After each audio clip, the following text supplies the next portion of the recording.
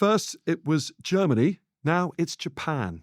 The former Axis powers of World War II are rearming fast as they try to face down the growing threats in our rapidly changing world.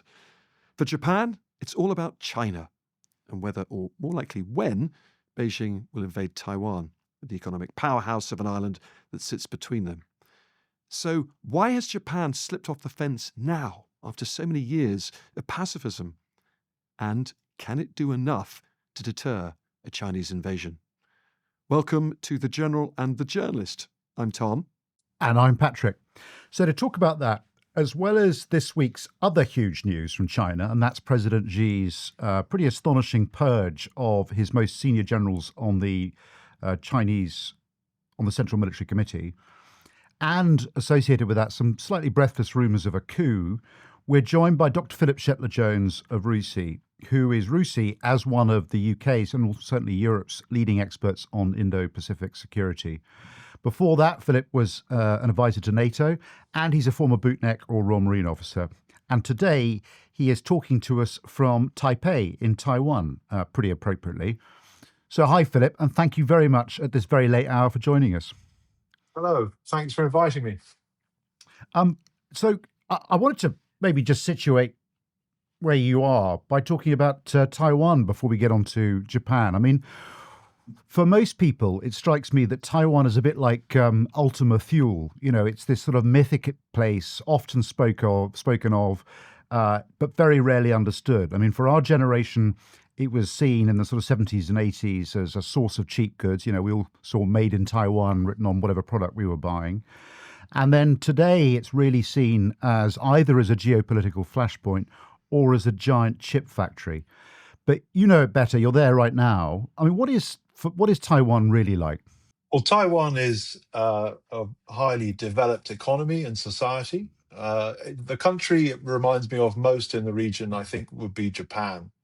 And a lot of the architecture is of a similar vintage and style. So even the feel of it is a bit like Japan. But it's unlike Japan in that it's surprising coming to Taiwan, I think, when you come at it as I do, somebody who works in the field of defense and security, because it feels a bit surprising the extent to which people really don't seem to be that preoccupied with the threat of military invasion or attack. But it's certainly there in daily life through politics, because it's one of the most divisive issues in domestic politics in Taiwan. You have, in the last 3 or 4 years, since 2022, when the US Speaker Nancy Pelosi visited, large-scale military exercises conducted around Taiwan by the Army of the People's Republic of China, the PLA, People's Liberation Army. And they use huge numbers of ships and aircraft and rockets around Taiwan for sometimes a period of several days. And so you can imagine that gets people's attention and makes them feel, well, perhaps, you know, there is a rising risk of China trying to retake the island or take the island by force. Before we get on to Japan and its growing standoff with China, though, we're really keen to get your thoughts on what on earth has just gone on in Beijing. Because last weekend, President Xi arrested 2 of his most senior generals, General Zhang Yuxia and General Liu Zhenli. Both of them sit on something called the Central Military Commission, which is the governing body of all military apparatus in China. It is the most senior thing that there is. And General Zhang is the most interesting of these 2 characters who's been arrested, really, because he is the most senior military officer in China. He's the vice chairman of that commission, and Xi is the chairman. So he's his deputy commander-in-chief. He's also extremely firm Xi loyalist. He's another Red Prince. He grew up in the corridors of power, second-generation elite, if you like. And all this means there's just one of 6 now left on the commission, the CMC, which was only appointed in 2022. Yeah, it is very unusual to remove this number of people at this level, and to the extent, as you say, that there's really only one person left who's, you know, almost, as if you're in a company and the HR person was the only one left standing and you'd fired everybody else. But China is different in that, you know, most countries have a government, and that government maintains an army which protects the country. Well, China has a different political order where the Communist Party is in charge and the party has an army. And the first job of the party's army is to protect the Communist Party itself. The people who run the army are really some of the most powerful people in the country. So to get to this stage where this CMC, this committee, I mean, it has gone down to only 6 people quite recently. I mean, in the 1950s, it was more than 20 people. And so people have remarked for a while that this shrinkage is part of the centralization of power around Xi Jinping. But that's one of the funny things is that Xi Jinping hasn't appointed people to replace many of those he's fired. So there are a lot of empty gaps at the top level of command. And that makes people wonder, well, is that because Xi Jinping has difficulty identifying people he can trust? And what does that say about the relationship and the control relationship between him and the military? I tell you what this reminds me of, Philip. It's got echoes of the 1930s and the Stalinist purges of the Red Army, and there, as I'm sure many listeners will know, you had a generation of senior officers in the Red Army who were, some of them, at the very forefront of emerging doctrine. I mean, deeply, deeply skillful. Tukhachevsky, Alexander Svechin, and so on. So our observations of the Soviet army in the 30s were that they were actually a formidable opponent. Then Stalin clears out all of those generals. And the next thing that happens is, of course, the Winter War against Finland, we were talking about in last week's episode, where, you know, the Finns completely see them off. And it takes years before that intellectual capital, that skill in the senior generals is regrown and rebuilt. And it's only in 1943 onwards that they begin to perform. Do you think that we could see a replay of that here? That there's a sort of unintended consequence where in the spirit of centralization, what's actually happening is that the PLA are being gutted of some of their best people, and they could pay a price for that in the event of a Taiwanese contingency? Well, one of the other unusual things about the Chinese military is they haven't fought a war for a very long time. And so people who have some combat experience were extremely scarce. And in fact, that was one of the characteristics of General Zheng, who was just fired, is he was one of the last remaining individuals who had experience of war in the war that China fought with Vietnam in 1979. But people below their age and level have absolutely zero combat experience. And in fact, a lot of the senior officers are there because of their skills in political maneuvering and networking, and not the sort of military skills that you might hope would, in a more meritocratic system, lead to promotion to high levels. So it's hard to tell whether eliminating all these people takes out people with great military acumen, because frankly, a lot of them were just very accomplished politicians and bureaucrats rather than professional soldiers. But it's certainly true that in terms of command and control, it can't help to have so many gapped positions, because how do you organize an operation as complex as something like attempting to take Taiwan? It would be an enormously difficult operation under the best of circumstances.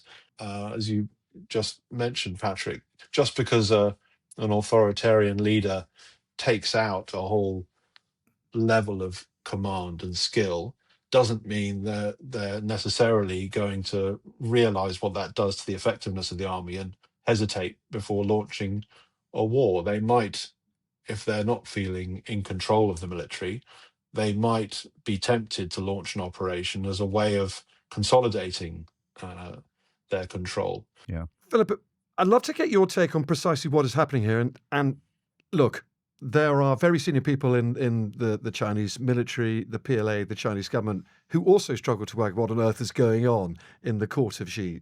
He says he's fired them for corruption, and Zhang was selling nuclear secrets to the Americans. Well, that's one of the reports. There are some other extraordinary reports about a shootout in a hotel, and apparently Zhang's people were going to go and try and arrest President Xi. Xi sent his presidential guard to arrest them. There was a lot of gunfire, and eventually Xi's people won. What do you think? Well, as you say, there are lots of rumours. I'm a bit skeptical of some of the most lurid ones about shootouts and coups and selling nuclear secrets. But I think the two most plausible reasons are that she really wants to centralize power still further, and he is uh, pursuing individuals who've got into a position where they are a potential threat. If you're the leader of the party after your term extension, as Xi Jinping is, you're looking to have probably another term extension, then really the army is probably the most likely source of a threat to your position.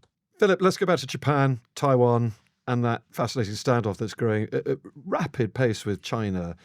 And let's go back just a little bit further to get into it, shall we? Sort of, I guess, back to the Second World War, because historically, and this is what's so extraordinary about seeing Japan rearm at such pace now, for the last 80 years, Japan has effectively been a pacifist country. It was written into their constitution after the Second World War. The Americans had a big hand in helping them write that constitution, of course, but effectively they renounced war and the use of force as anything to solve international disputes. Oh, that's right. And the way you quoted it really from the Constitution is quite important because Thank you for spotting you my also reading. That's kind of you. yes, well, no, because I was thinking about it when you said pacifist, because in a way that's often a word attached to to describe Japan's post-war constitution, but when you think about the wording of the Constitution, they renounced the use of force as a means to settle international disputes, but they did not renounce the use of force as a means of self-defense. And that was very important for the United States because the United States' position in the whole region is really dependent on Japan.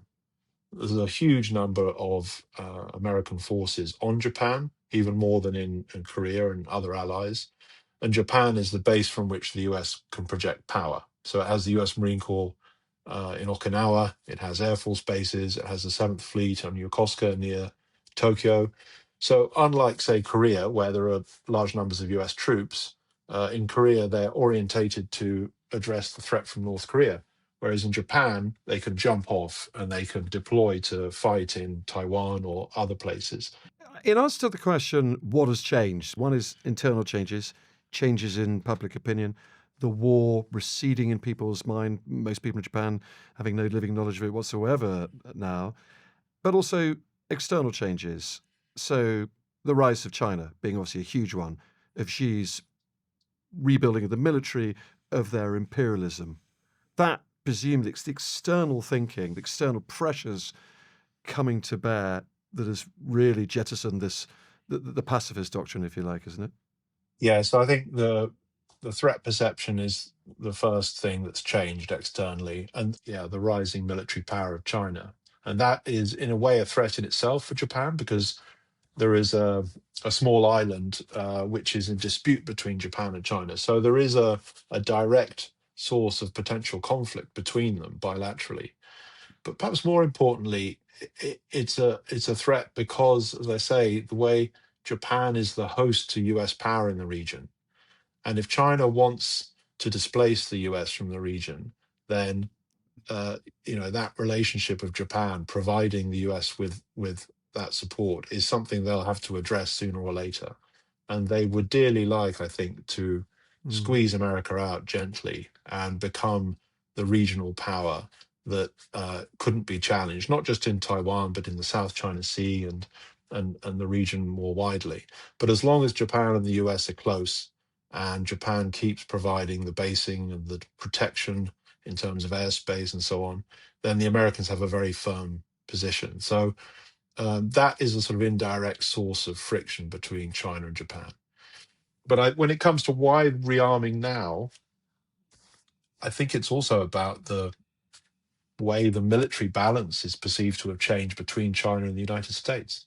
When it comes to the Taiwan scenario, many military analysts on the US side are now acknowledging that, at least in the waters and airspace around Taiwan, they don't have an advantage anymore over China. China has such a vast volume of ground-launched ballistic missiles and deep magazines, great quantities um, of missiles, that it would be very hard for America to prevail in that close battle around Taiwan.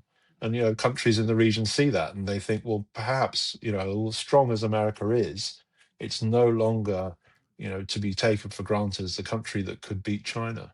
And we've talked about that on this podcast, actually. A few months ago, we did a really interesting comparison at the tail of the tape, if you like. Patrick always slightly feels uncomfortable at the tail of the tapes because he thinks it's a bit top trumps and the sort of thing an irritating, ill-informed journalist like me want to talk about. But it was a fascinating put the two together, and absolutely the US would no longer win any confrontation, certainly if it's in that part of the world, which is, I think, was news to us here.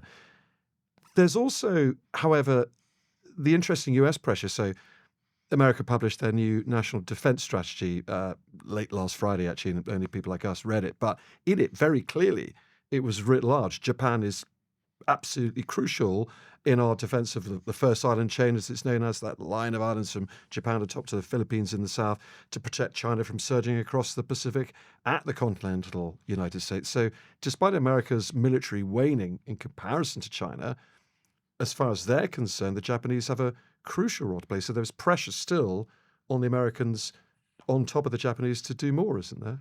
Yeah, you probably have been hearing in the wake of the Venezuela operation and the publication of these strategies, some commentators suggesting, well, now America is endorsing a sphere of influence approach to world order.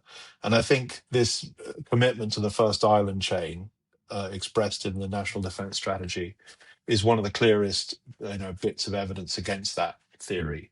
The United States is not acknowledging or granting a sphere of influence to China in Asia. It's sticking to its position. And Japan is absolutely critical as the anchor of that chain of islands going from South Korea through Japan, Taiwan, Philippines, down to New Guinea and Australia. Yeah, that was the conclusion our brilliant expert came to. She actually said it was all about speed. If China can overwhelm Taiwan quickly before America can reinforce. But anyway, we won't play up that episode. The beauty is it's there where you get your podcast to listen to right now.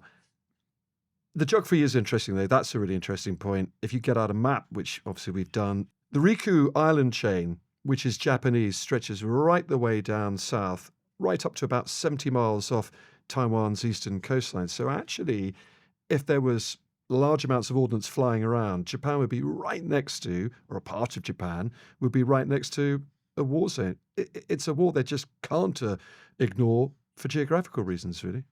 Yes, and that you'd think would be a statement of the obvious, but look at the fuss that was made when Japan's Prime Minister Takaichi said really simply that if there was a war over Taiwan, and in fact she put it more specifically, she was reacting to a question that suggested that America might come and break a blockade on Taiwan, and then China might react to that by attacking the American forces. And at that stage, Japan would need to come in collective defense with the United States. So Japan couldn't stand back. And in fact, I noticed in the last 48 hours, there are reports that Prime Minister Takaichi has really confirmed the same principle by saying, well, Japan couldn't stand by because if we did, that would be the end of our alliance with America. And we have to figure in Sanai Takaichi's role in this, don't we? Because whether it was by accident, this statement she made in Parliament in November, I think it was, and there was debate whether she meant to say it or not. Effectively, tell me if I've got this wrong, but she effectively said Japan would need to enter into this war because its own existence, it would become under existential threat by just simply sitting there. いかなる事態が、存立危機事態に該当するかということにつきましては、実際に発生した事態の個別具体的な状況に即して、政府がすべての情報を総合的に判断すると。And the existential threat is what triggers your ability to use the self-defense forces. Is that a correct summary? That's right. That's a really clumsy sounding formulation in English, but it's important because, like the bit of the Constitution you quoted earlier on, it's the wording in Japan's law which describes the context where Japan can activate its right of collective self-defense. And like all good politicians, Prime Minister Takeuchi, Japan's first female politician, she only came to power a few months ago. People might have seen her playing the drums with the South Korean president, which got a lot of excitement as well. They're both at their drum kits. But she's quite an interesting character, really, isn't she? She picked that up and ran with it, whether she meant to say it or not, to the point it gave her great popularity. The Japanese rather liked seeing a prime minister stand up to the Chinese. She's called a snap general election, largely off the back of that rise in her popularity.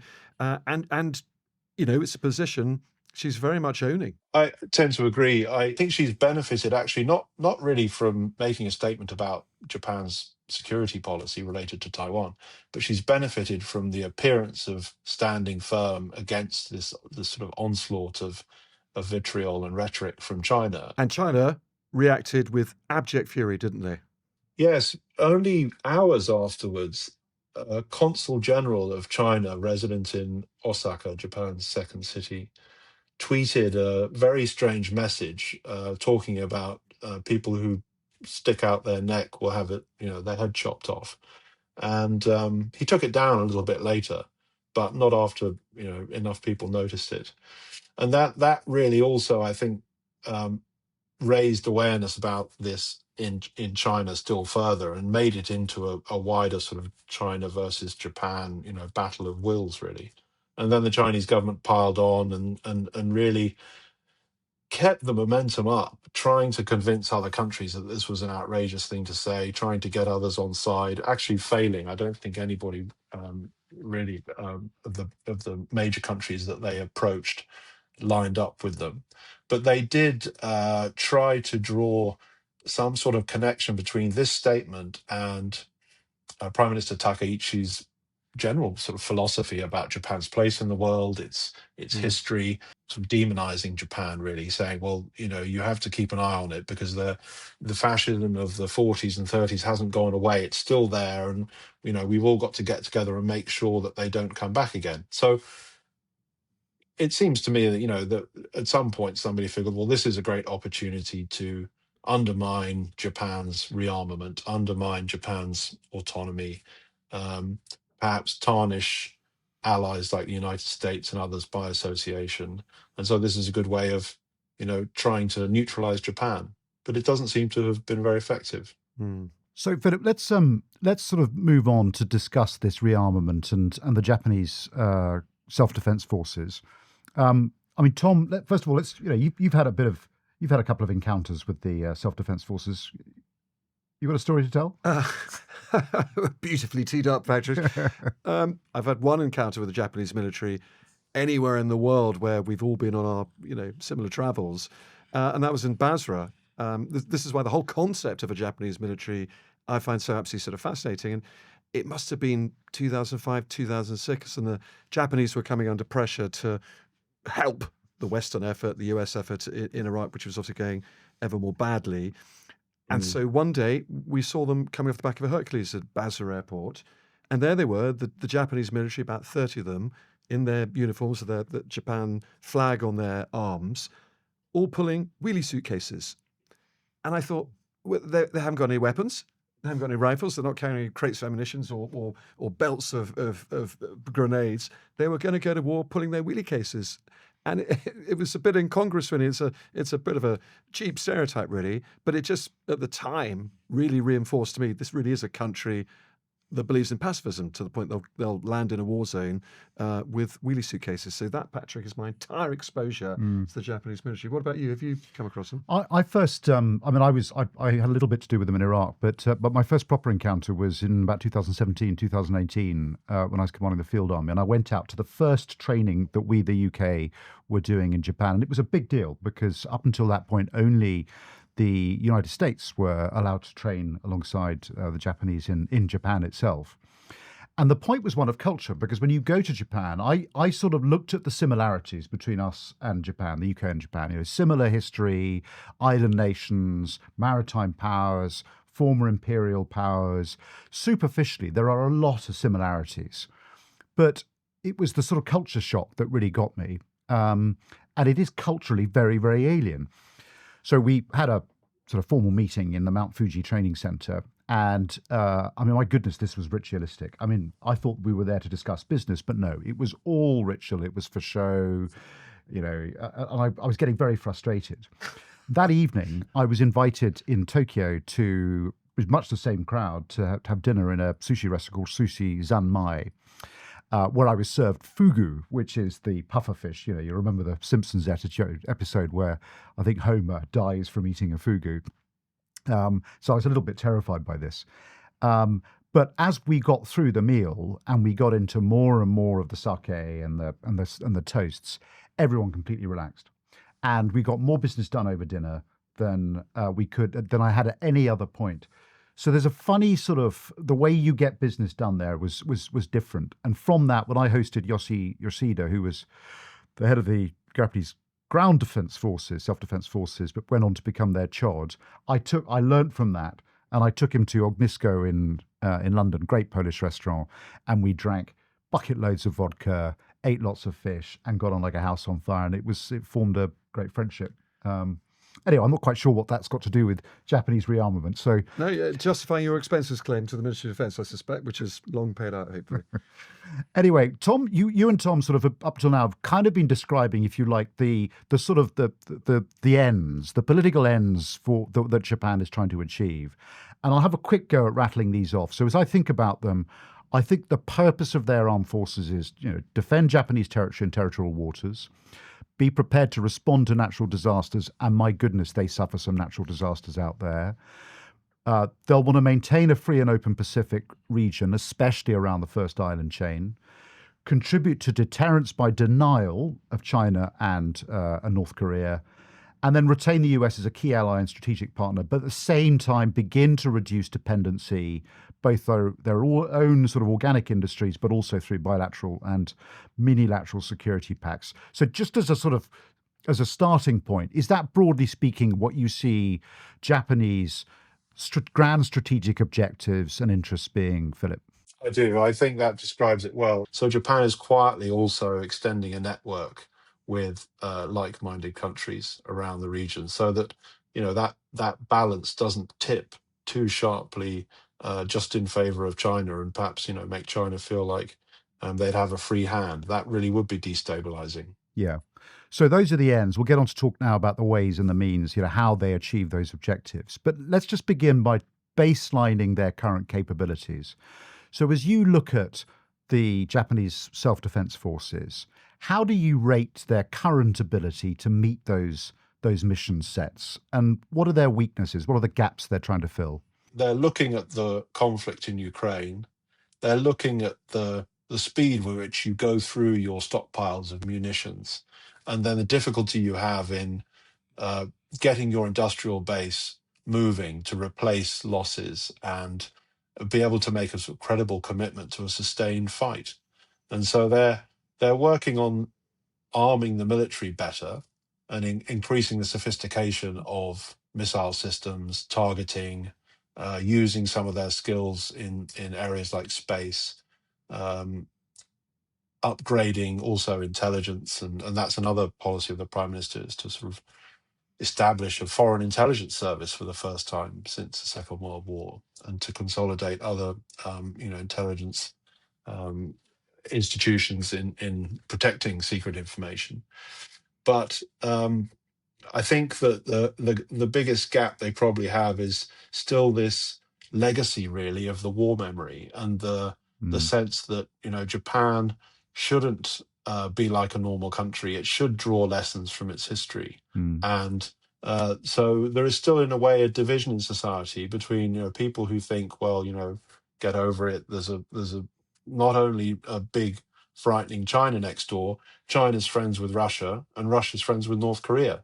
So, it's time to update our sense of where we stand here, and as you say, rely on ourselves more.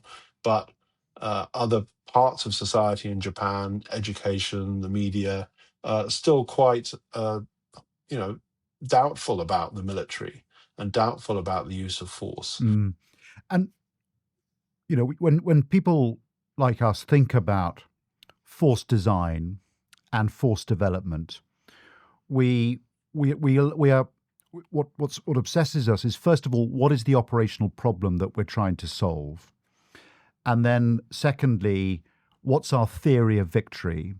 You know, what's the sheet music? I've talked about doctrine and concepts repeatedly on this podcast. But that should drive the sort of armed forces that you need and the sort of capabilities they need. Do you sense that there is a theory of victory for how they could contribute to a Taiwan contingency, as well as all those other mission sets, that's driving that force design and the capabilities that they're now acquiring? I see it two parts. So one part is pretty visible, and that's the defensive part, which is creating not a quite iron dome. They don't use that sort of language and those concepts, but to create an air defense bubble really around those bases in Japan that accommodate their own forces, but also the American Seventh Fleet and Air Force and Marines, so that if there was to be a crisis in whether it was North Korea or Taiwan, those bases, air bases, airstrips, fuel dumps, munitions couldn't be struck by missile attack or by air attack. And so I think that's the first thing, and that's why you see not just the main military bases on the big four islands being hardened. You've also got smaller bases on the smaller islands being built up and having better radar and anti-ship missiles and anti-air missiles placed on them, so that you can not just defend the territory, but you can defend the fighting power that's based on it. Yeah. And give us a sense of the sort of scale of this rearmament program. I mean, is it a doubling of defense spending? And you've talked about targeting enterprise. You talked about space capabilities, and you've talked about air defense. But so much of what they would need to do in a Taiwan contingency would be about being able to deny sea control to the Chinese. What sort of things are they looking at developing themselves? Well, they've had a very high quality submarine program for a long time. They don't have nuclear propulsion, but that's now started to be discussed again, as it has in South Korea. So I think that the quality of their surface ships is still very much recognized. They've just made a deal to provide frigates to Australia. The next generation frigate the Australians will procure will be built in Japan, at least initially. So it's partly to, as I say, provide this defensive zone around the Japanese islands, but it's also to be able to strike. People talk about striking the archer rather than trying to hit the arrow, and that's why they're procuring things like Tomahawk cruise missiles and developing their own long-range and hypersonic weapons, so that they'll be able to hold at risk, the launchers which might target bases on Japan or even, value targets, cities in Japan, because they're not a nuclear equipped country, nuclear weapons. They're not, I think, going to acquire nuclear weapons in the near future. So they've got to, in a way, do even more on the conventional level to present a credible deterrent, really. Yeah. So, Philip, getting out our crystal ball, really, as we sometimes try to, where does this go? If the Chinese do launch an invasion, or as some might say, when, what are the chances of Japan agreeing to an American request to strike at the Chinese first, to delay that invasion, to hit some of their ships or to hit some sites in mainland China, rather than wait for the Chinese to shoot at them first, to be an aggressive defender of Taiwan, if you like? Or will they just sit back and wait? What do we know about that? It seems unlikely a Japanese leader would take the country into war unless that they had been attacked or the Americans had been attacked first. So I don't find it very credible that Japan would preemptively strike China, even if there was an obvious preparation and massing of forces. They would assume America would move first, and then they would be ready to come in alongside America. Philip, we have to let you go, but before we do, we'd like you to answer the call it question. We try and ask ourselves that sometimes as well. How much will Japan's rearmament, becoming a military player again in the region, affect China's decision to invade Taiwan, and when? And when do you think that invasion might now come? It will affect China's calculation to the extent that it is part of how they assess America's likely actions. If China feels that America is likely to be committed, Japan's support for America will make that commitment really credible. So I think it's a secondary factor in China's assessment of how ready they are to take that on. I think the current style of the Chinese leadership, unless something really radically changes, like America drops its commitment, I think their style is to try and regain control of Taiwan without having to fight a war over it. So they'd much rather gradually change the minds of people in Taiwan to go along with unification. Now, they may be deluded in thinking that's possible. I meet very few people here in Taiwan. I don't think I've ever met anybody here who relishes the idea of becoming a citizen of the People's Republic of China.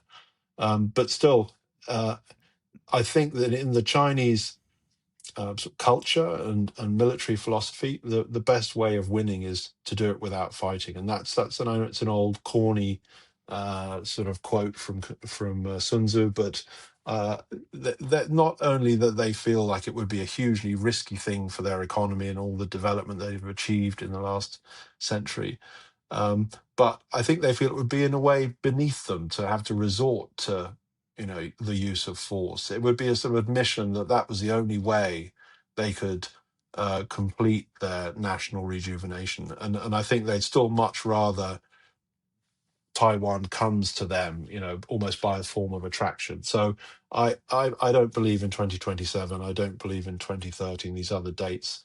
I think that they are still hanging on to the idea that Taiwan will come to them. Philip, that's really useful. I have to tell you, in now talking to 3, 4, 5 brilliant China experts like yourself, not one single one of you agree on that. You have this extraordinary spectrum of different beliefs on whether they'll want to use force, whether the Chinese want to use force, and when. And that's what makes it such a fascinating topic. But Philip, thank you so much for your time. Your wisdom is hugely appreciated by us, and I've learned a lot. Thanks, Philip. And I thought your point on legitimacy of how China gets Taiwan is a really powerful one. It's not an argument that I've thought of, but yeah. Philip, thank you so much, and thank you for staying up so late. I owe you one. Thank you. It was a pleasure. I really enjoyed that. Well, that was fascinating stuff from Philip, Patrick. The one little factoid he introduced, which I didn't know about, which I find extraordinary, is that right up until now, Japan hasn't had its own foreign intelligence service. Imagine Britain without MI6 or America without CIA. They're just walking around the world blind. They're having one now, but did that surprise you?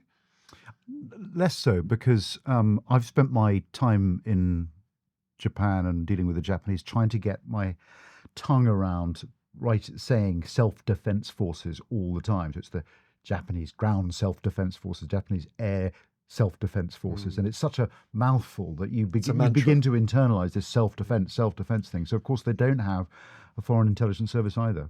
But yeah. Patrick, before we go, a question from a listener, and we try to answer one every week. Alfie has written to us, and he says this, and I think this is probably one for you. In the event of large European rearming, should the UK focus and specialise on the Navy, Cyber and Air Force and leave scaling up of army power to mainland European forces? What do you think, Patrick? You can see Alfie's logic, can't you?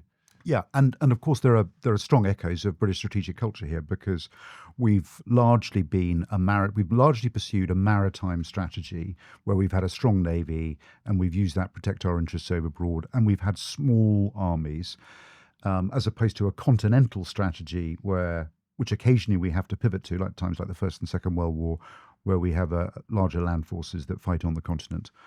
And there's a false choice here. So clearly, because of our geographic position, because of the contribution that we make to the defence of the Euro-Atlantic theatre, we need to have strong maritime capabilities supported by the Air Force and cyber and space capabilities. And of course, we were talking only last week about the importance of being able to close or control the Greenland, Iceland, UK gap. So yes, we need to be a strong maritime power, unquestionably. But you don't get to be a member of NATO for free. And one of arguably the most important thing that NATO wants from us is a core. They specifically said so. The last Supreme Allied Commander Europe, General Chris Cravoli, said, what I need most from you is a British corps as a land corps, a land corps of corps, soldiers. exactly. So a group of divisions, with other nations contributing, but the British leading that corps because we have a degree of expertise at commanding and operating at this level that no other European nation has. And that's what we've signed up to. I think in an ideal world, I would probably be with Alfie. I would happily say, yes, let's save a ton of money and no longer have an army, no longer have General Patrick Sanders as Chief of the General Staffs either. But it would rely on being able to be totally in sync with our European friends and allies. And for us, want to do what they want to do all the time. And I'm afraid history teaches us, very recent history teaches us, that's highly unlikely. Well, that is all for this week. And as always, please send us your questions and comments. Anything you want to ask us or any point you want to make, they're all really useful to hear. The email is generalandjournalist@thetimes.co.uk. That's generalandjournalist@thetimes.co.uk. Tomorrow night, we're off to the in-house Political Podcast Awards because we've been nominated for Award Patrick, Newcomer of the Year. Thank you to everyone also who's voted for us for the People's Award too. We may or may not win. If we do win, we'll be back next week to tell you all about it. And if we don't, that's the last you ever hear about it. Until then, bye, Patrick. Bye, Tom.